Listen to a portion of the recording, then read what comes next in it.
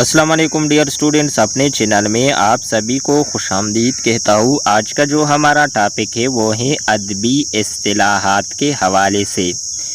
इसमें पहले नंबर पर है आर्टों। ये अंग्रेज़ी लफ्ज़ों आर्ट से मुश्तक है।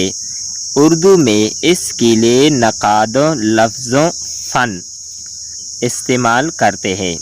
बुनियादी तौर पर आर्ट मुसव्विरी के लिए इस्तेमाल होता है, लेकिन इस्तिलाहन उसे अब अदब के जमालियाती पहलू के तौर पर इस्तेमाल किया जाता है।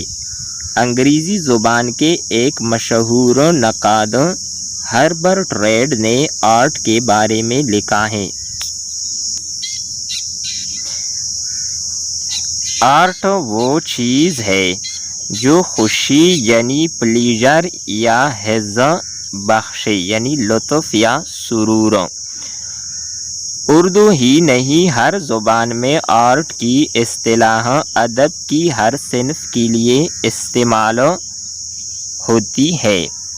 सिर्फ अदब ही नहीं, मौसीकी, मुसव्विरी, संग तराशी के लिए भी ये इस्तिलाह मुस्तमिल है।